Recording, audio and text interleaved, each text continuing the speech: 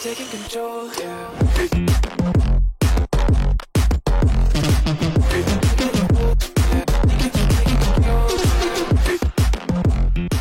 Bien, salut à tous et à toutes, c'est Adri. On se retrouve aujourd'hui pour une nouvelle vidéo sur Lord de Veyel, le deck building tactique.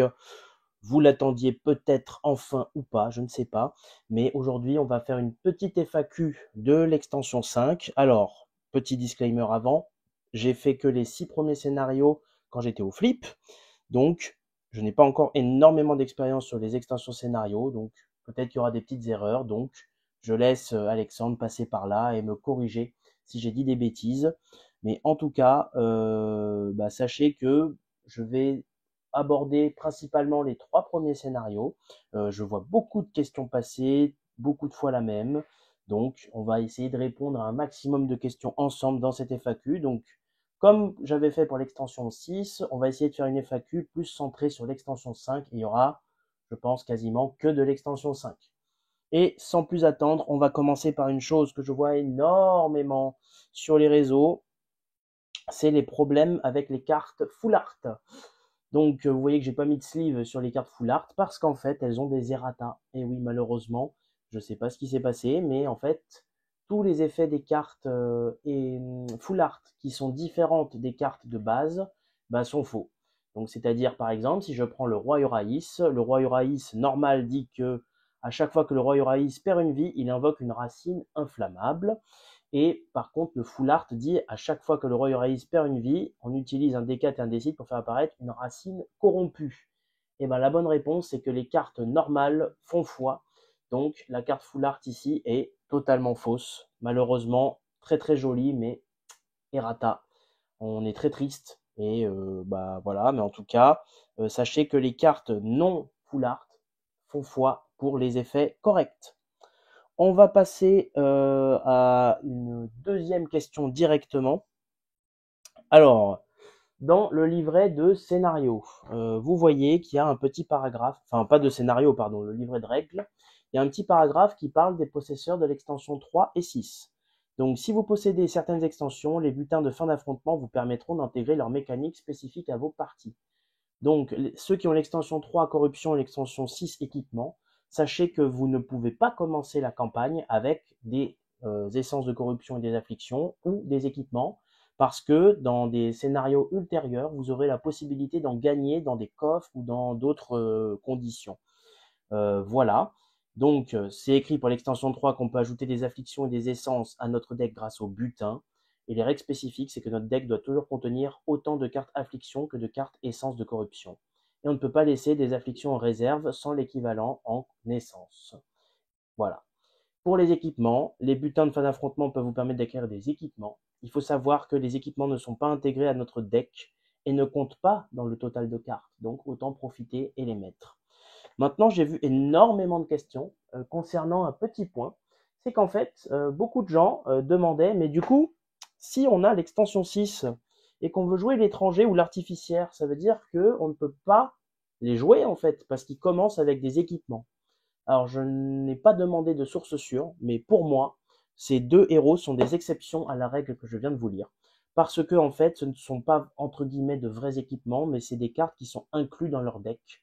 Donc, par contre, la contrepartie, par exemple pour l'étranger qui a déjà 2 équipements dès le départ, c'est que quand vous aurez des coffres qui vous diront de gagner des équipements, vous ne pourrez pas en gagner parce qu'on peut avoir que 2 équipements maximum et lui dans son kit de base, il en a déjà 2.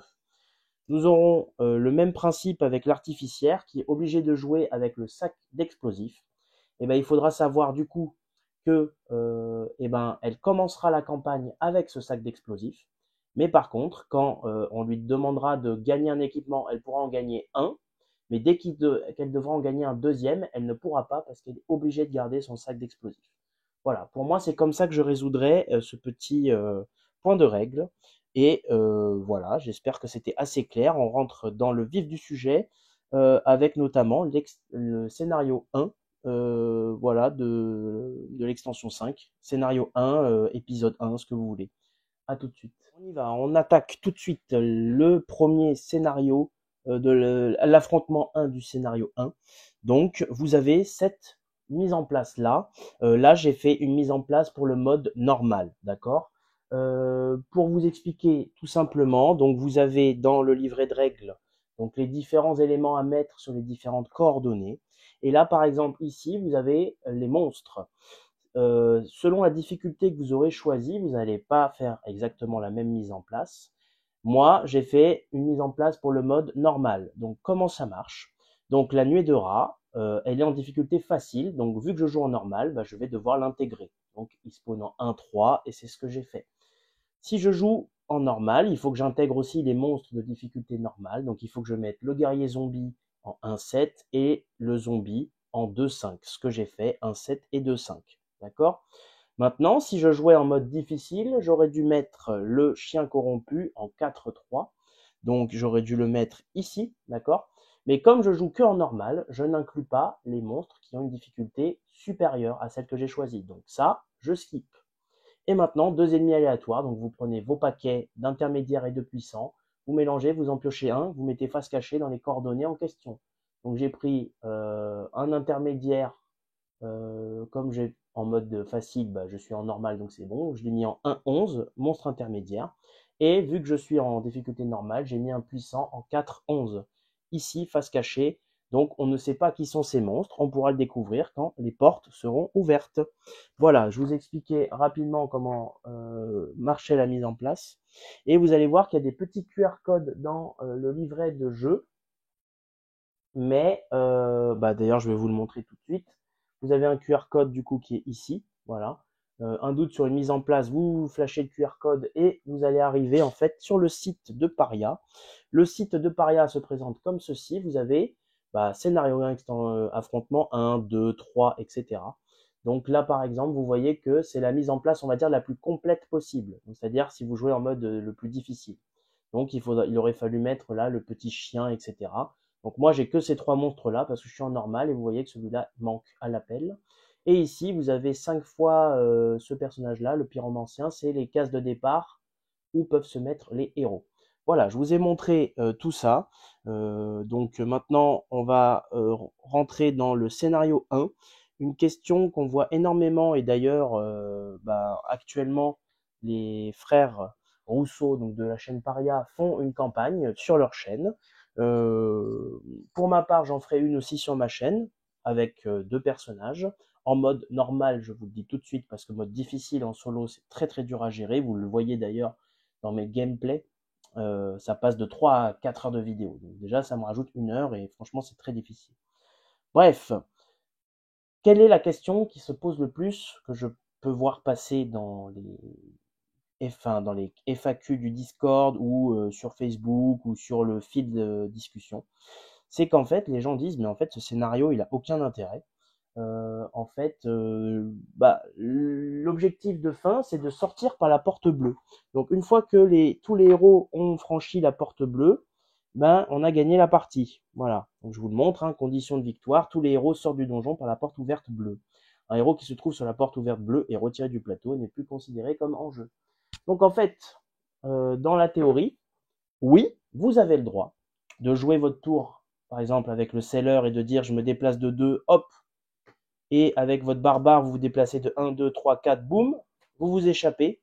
Tour 1, vous avez déjà gagné le scénario 1. Vous allez me dire, mais quel est l'intérêt? L'affrontement 1 n'a aucun intérêt.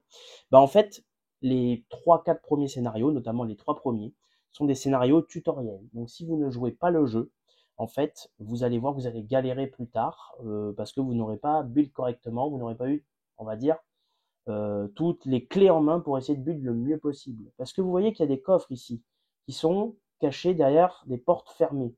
Et les leviers sont strictement à l'opposé ici. Donc en fait, le but, quand même, je vous conseille de faire ça, c'est d'essayer de dérouiller les monstres ici, puis d'essayer d'aller ouvrir les leviers, puis ensuite ça va ouvrir les portes. En ouvrant les portes, ça va révéler le monstre qu'il y a derrière. Dérouiller le monstre, aller chercher le coffre. Vous faites pareil avec les deux portes, globalement. Vous dérouillez le monstre, vous allez chercher le coffre. Ou alors vous dérouillez pas le monstre, hein, d'ailleurs. Vous pouvez très bien essayer de passer, prendre le coffre et vous échapper sans tuer les monstres. Comme vous l'avez vu, la condition de victoire, ce n'est pas de tuer tous les monstres, c'est vraiment de sortir par la porte bleue. Donc oui, théoriquement, tour 1, vous pouvez déjà gagner le scénario. Alors vous avez mis plus de temps à le mettre en place qu'à le jouer. Mais je vous conseille pas de faire ça parce que les coffres vous donnent des cartes en plus dans les phases de renforcement. Alors ça vous donne pas plus de cartes dans votre deck, ça vous donne plus de choix pour builder. Attention à ça, très important, vous n'avez pas de cartes en plus dans votre deck, mais vous avez des cartes en plus à choisir pendant la phase de renforcement.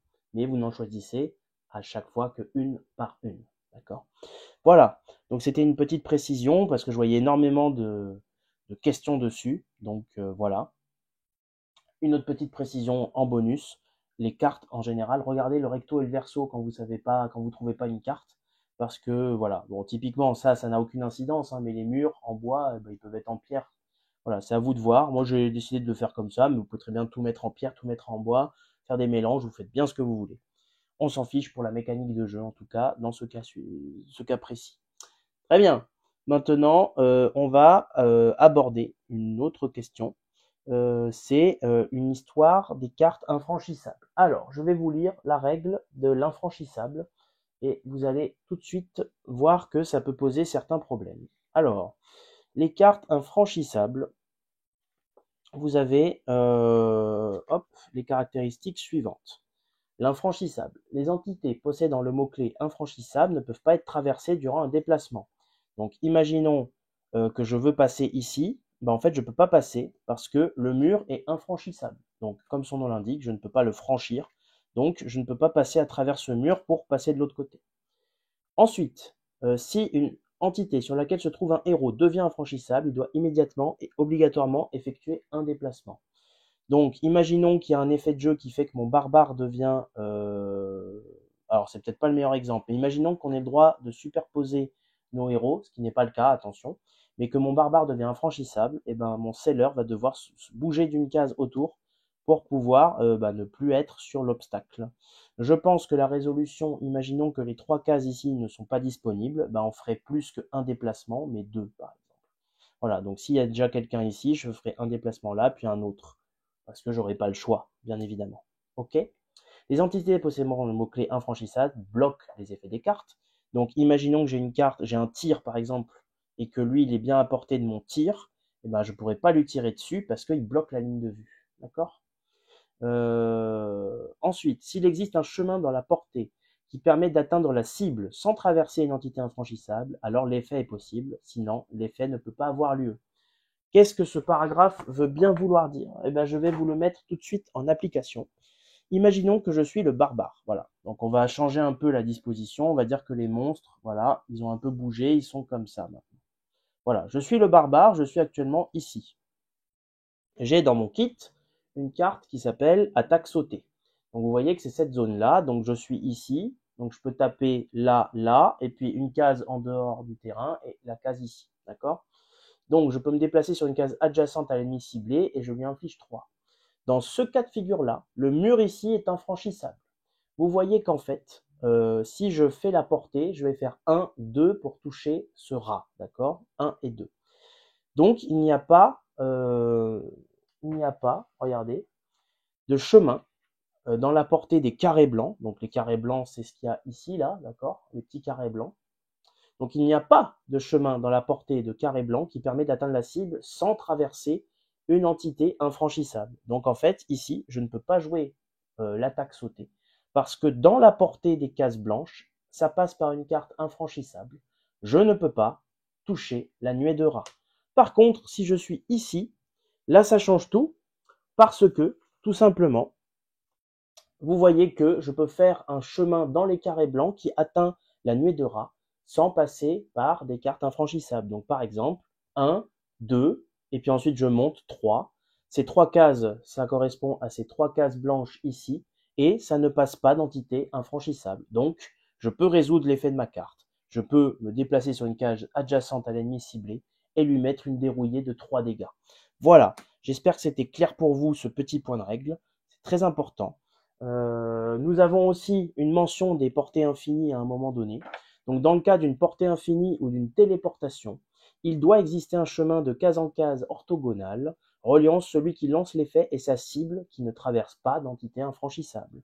Donc, pareil, imaginons que je suis ici, je joue une carte qui dit fait 1 dégât portée infinie. bah là, 2, 3, 4, 5, 6, là c'est bon, je peux le toucher sans partir sur de l'infranchissable. Donc c'est bon, portée infinie, là les deux c'est pareil. Par contre, portée infinie, imaginons que le monstre là était révélé, je ne pouvais pas le toucher parce que bah, il y a des entités infranchissables. Et donc, en fait, je ne peux pas lui faire le dégât, même si c'est portée infinie, parce que ça passe par une case infranchissable. Voilà. Rien n'empêche de cibler un ennemi ou un héros qui serait infranchissable. Donc, bon, là, c'est du décor, il n'y a rien à cibler, mais typiquement, imaginons que la nuée de rat devient infranchissable, bah, je peux très bien quand même le taper, parce que bah, on peut cibler des entités infranchissables. Et si un ennemi ne peut effectuer aucune action autre que ses déplacements car il est entouré de cartes infranchissables, il passe son tour. Alors, je vais vous faire un exemple un peu plus concret. On va dire que la porte, par exemple, elle est ici, d'accord? Bon, c'est pas le vrai setup, mais c'est pas grave. Derrière cette porte, il y a le moine revenant qui peut faire 2 déplacements, 2 dégâts à un héros. On va dire que le moine revenant, en début de la partie, il commence sur cette case. On va faire le tour des ennemis, comme d'habitude, de haut en bas et de gauche à droite, comme dans la lecture d'un livre. Lui, il va s'activer, puis lui, puis lui. Et en fait, ça va être théoriquement au moine revenant de jouer. Mais, malheureusement pour lui, il est entouré de cartes infranchissables, à part ça, bien sûr, mais en fait, globalement, il peut que se déplacer et rien faire d'autre. Et ben, la règle dira donc qu'il va passer son tour s'il peut faire que des déplacements, mais qu'il ne peut pas attaquer. Voilà, sachant que même s'il y a un héros qui est derrière la porte, il ne pourrait pas jouer parce que bah, l'infranchissable s'applique aussi aux ennemis, donc il ne peut pas tirer à travers la porte. Donc cet ennemi passe son tour tant que la porte n'est pas ouverte par un des leviers. D'accord? Voilà, donc ça c'était une grosse précision sur les effets infranchissables, etc. Mais sachez que bah, voilà, c'est très important et que je vois énormément de questions dessus. Donc là au moins, normalement, j'espère avoir répondu à la majorité de vos questions sur bah, ces éléments de jeu si présents. Voilà. Maintenant, on va switcher sur un autre scénario et je vais pouvoir vous montrer d'autres mécaniques de jeu dans les premiers scénarios qui font que bah, ça pose problème parfois, notamment les plaques de pression, etc. Donc, je vous laisse, je remets tout ça en place et je vous retrouve après le petit cut. Alors, nous revoilà pour l'affrontement numéro 2 du scénario 1. Je vous montre rapidement le setup complet si vous jouez en difficile. Là, j'ai encore fait un setup en normal. Donc, j'ai enlevé ce monstre-là qui était la goule. Voilà, la goule ennemie basique, elle est mise que en difficile en 4-1. Donc, cet ennemi n'apparaît pas car je suis en normal. Voilà, comme ça, vous vous habituez bien à mettre en place correctement les choses. Maintenant, nous allons arriver à une nouvelle mécanique de jeu qui va consister en fait à activer des plaques de pression. Alors, je vais vous prendre le livret de règles. Alors, attendez, parce que je l'ai un peu mis loin. Voilà, le livret de règles, il est dans mes mains. Alors, je vais vous montrer un nouveau mot-clé qui s'appelle interruption. Interruption nous dit que les cartes qui portent le mot-clé interruption sont des effets qui n'attendent pas que la carte en cours soit résolue avant de se déclencher. Vous résolvez donc l'effet, et ce, même si vous êtes déjà actuellement en train de résoudre une autre carte. Vous reprendrez la résolution de cette autre carte après avoir résolu l'effet portant le mot-clé interruption.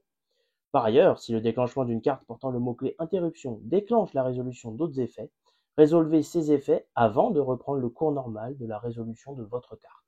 Si la carte portant le mot-clé interruption se trouve dans votre main, vous pouvez la jouer durant votre tour et pendant la résolution d'une autre carte. Voilà, donc c'est très important. Nous avons une autre mécanique qui va être très importante, c'est donc cette interruption-là. Vous avez d'ailleurs un exemple sur le livret de règles, mais je vais vous en faire un peu personnalisé. Hop. Alors, je vais vous lire les plaques de pression, désactiver, le passif interruption. Donc, où qu'il soit, il a le mot-clé interruption. Dès qu'un héros ou un ennemi se trouve sur cette case, la plaque à pression est activée. Retournez alors cette carte. Très bien. Alors, on va dire que je suis le barbare, d'accord? Donc j'ai des cartes en main, on s'en fiche desquelles, ok? 1, 2, 3, 4 et 5, voilà. Et on va dire que c'est à moi de jouer. Donc je vais d'abord par exemple faire une course pour me déplacer de 2 cases et je vais deuxièmement refaire une course. Donc la course, vous êtes d'accord, c'est 2 déplacements. Donc je choisis, imaginons, de faire les 2 déplacements. Ce que je vais faire, c'est qu'en fait, imaginons que je veux passer ici. En fait, au lieu de faire 1 et 2 et donc d'abord achever l'effet d'une carte avant de résoudre une autre, et ben là, le mot-clé interruption m'impose d'arrêter mes 2 déplacements de course, donc c'est-à-dire que je m'arrête à un déplacement, donc potentiellement il m'en reste encore un, et je vais devoir retourner donc cette plaque. Donc dès qu'un héros ou un ennemi se trouve sur cette case, la plaque à pression est activée, on retourne cette carte. Ok. Dans le scénario, qu'est-ce qu'on nous dit sur ces plaques?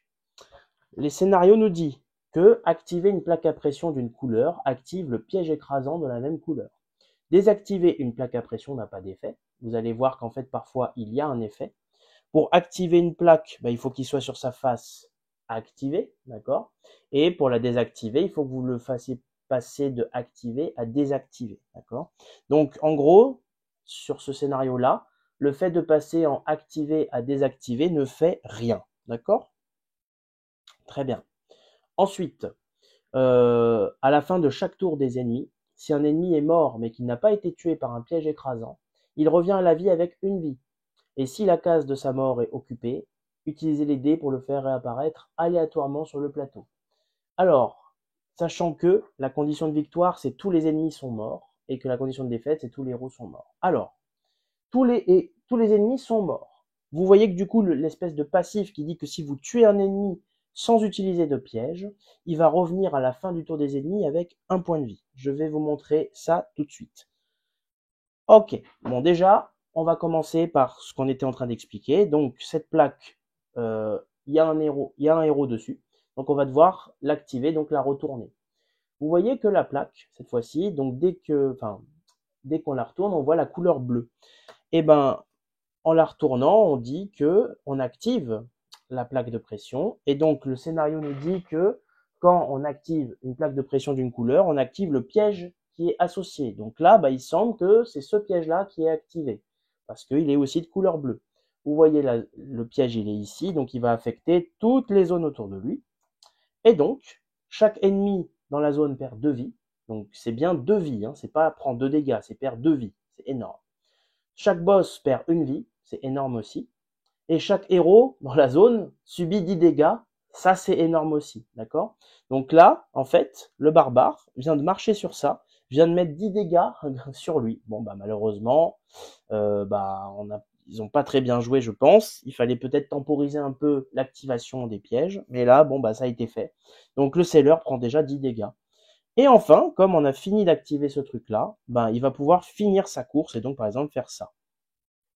Une autre chose, c'est que la plaque, dès que aucun héros et aucun ennemi ne se trouve sur cette case, la plaque à pression est désactivée, on la retourne, d'accord? Donc, en la retournant, ça y est, l'effet s'arrête. Une précision très importante, imaginons que finalement je décide de rester ici, d'accord? Donc la plaque à pression est activée en permanence. Sachez que ça ne mettra pas des dégâts en permanence. C'est-à-dire que le piège maintenant, vous imaginez qu'il est tombé du plafond et que tant que quelqu'un est sur la plaque, le piège il reste sur le terrain. Donc, tant que vous ne sortez pas de la plaque, donc si vous sortez de la plaque, en gros le piège il remonte et dès que quelqu'un remarche dessus, paf, il se réécrase, d'accord? Et là, si vous restez dessus, globalement, imaginons qu'il y a un squelette qui rentre dans la zone, voilà, il vient là par exemple, il prendra pas de dégâts parce que le piège il est déjà par terre, donc il prend pas de dégâts. À savoir que un ennemi qui marche sur une plaque, ça active aussi. Donc là, imaginons que l'archer joue, il se déplace, il va faire des déplacements, il va activer le piège jaune. Et donc, là, il y a personne sur le piège jaune, mais s'il y avait des gens, pareil, ça aurait fait des effets. D'accord? Les ennemis activent aussi les petites plaques. Très bien. Maintenant, on va faire un exemple avec l'archer squelette. On va dire qu'il lui reste un point de vie et un dégât à mettre. D'accord? On va faire quelque chose de simple. Ça, c'est désactivé. Et j'ai mon barbare à côté de lui. Je décide avec mon barbare de faire une frappe qui fait un dégât. L'archer squelette est mort. Et on va dire que c'est la fin du tour des héros. Les ennemis jouent, etc. Et, en fait, Comme l'archer-squelette n'est pas mort à cause d'un piège, il va revenir à la vie à la fin du tour des ennemis avec un point de vie. Donc, dans le cas de l'archer-squelette, un point de vie, c'est 2 dégâts. Donc, il revient avec un point de vie et donc 2 dégâts pour lui enlever son point de vie. D'accord? Là, il pouvait respawn sur la case où il est mort. Mais s'il pouvait pas, on aurait lancé les dés, il aurait spawn aléatoirement. D'accord? Il faut savoir que ce n'est pas une invocation, donc à la fin du tour des ennemis, il va pas tout de suite jouer un tour. Il va attendre le prochain tour pour pouvoir potentiellement rejouer. Sinon, ça serait très fort. Donc, nous voilà. Par contre, imaginons maintenant que mon barbare, il est ici, d'accord? Il a fait une course, puis une autre course, et il se retrouve ici. C'est au seller de jouer. Il va jouer, par exemple, il va défausser 2 cartes pour aller ici, et il va activer la plaque, qui est du coup bleue. Maintenant, on le sait, parce qu'on a marché dessus, donc on sait que la couleur ici est associée à celle-là. Il marche dessus, il active le piège. Le piège dit chaque ennemi hors boss dans la zone perd 2 points de vie. Donc ça suffit pour lui enlever son dernier point de vie. Cet ennemi est mort et ne réapparaîtra pas parce qu'il est mort avec un piège. Donc un conseil pour ce scénario, ne faites pas les kékés à taper les mecs avec vos sorts. Essayez plutôt de les foutre dans des zones de piège et de leur foutre des pièges dans la tête pour qu'ils meurent. D'accord? C'est ça un peu l'astuce finalement de ce scénario-là. Voilà, est-ce que j'ai activé? Est-ce que j'ai expliqué tout ce que j'avais à expliquer? Oui, voilà, donc globalement, une fois que, voilà, je le répète, hein, une fois que mon héros est dessus, la plaque est activée, et puis j'ai beau me déplacer où je veux, là où c'est censé s'activer, ça ne fera aucun dégât, le piège étant déjà activé, et donc il faut voir ça comme une espèce de flèche que vous prenez, ou d'un truc qui s'écrase sur vous, et tant que vous n'enlevez pas le mécanisme pour le réactiver, il ne refera pas de dégâts. Voilà, on est bon, je pense. Et puis, voilà, dernière chose, imaginons que nous avons un boss absolument quelconque qui, voilà, bon, je vais vous faire un exemple qui n'est pas du tout accurate, parce que ce boss n'apparaît pas, en tout cas à ce stade de la partie. Mais imaginons que vous avez la grande prêtresse ici, qui a 2 points de vie, d'accord? Donc 2 et 5, comme on indique ici pour 2 joueurs. Imaginons que j'active, donc là, j'étais ici, paf, paf, je me déplace, j'active ce piège-là. Chaque boss dans la zone perd un point de vie, donc il va perdre 1 de vie. Et en fait, le boss va devoir s'activer. Donc, il va jouer un tour. Voilà, donc faut bien faire attention à ça. Les pièges, c'est un point de vie directement dans le boss, mais faites bien attention au fait que le boss va rejouer un tour, faire son passif, etc. J'ai oublié une petite précision, donc je vous la rajoute maintenant. Imaginons que mes héros sont comme ça, et qu'il y a un ennemi ici présent qui joue son tour. D'accord? Donc là, le boss, il a 2 dégâts. Le guerrier zombie va, par exemple, jouer son tour, faire 2 déplacements, 2 dégâts à un héros. Donc là, il va d'abord privilégier le changement de ligne, puis le changement de colonne. D'accord?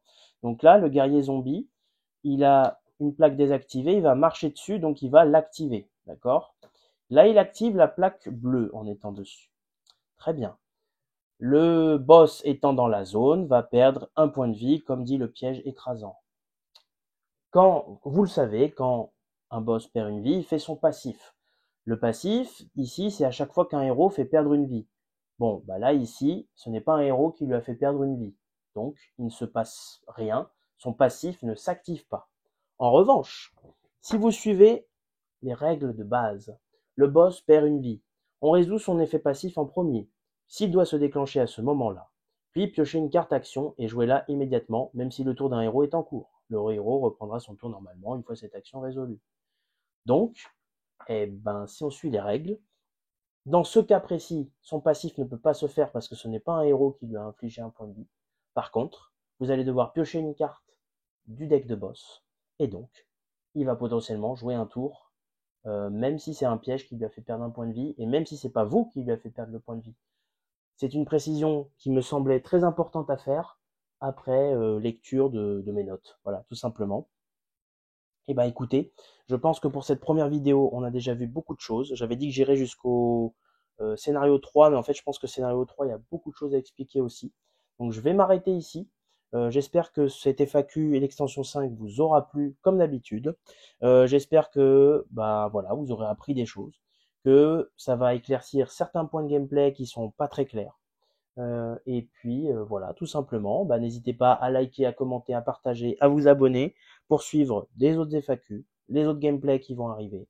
Et j'espère que bah, voilà, vous aurez de meilleurs éclaircissements sur ce que font les cartes, sur comment interagissent les cartes entre elles. Et si vous avez d'autres questions sur le scénario 1 ou le scénario 2, enfin l'affrontement 1 ou l'affrontement 2 du scénario 1, n'hésitez pas à le laisser en commentaire et on essaiera d'en faire d'autres FAQ. Voilà, ça permettra d'alimenter le contenu de la chaîne. C'était tout pour moi. Bah écoutez, prochaine FAQ, je pense, on essaiera soit de faire un peu d'extension 8, ou soit, selon l'avancement dans la chaîne, des gameplays, etc., continuer avec l'extension 5 scénario, avec les scénario 3, qui, je pense, va avoir aussi pas mal de questions, et même scénario 4, 5, 6, etc., bien évidemment. Voilà, c'était Adri, je vous dis à la prochaine pour d'autres aventures sur l'ordre de Veyel Deck Building Tactique. Salut tout le monde!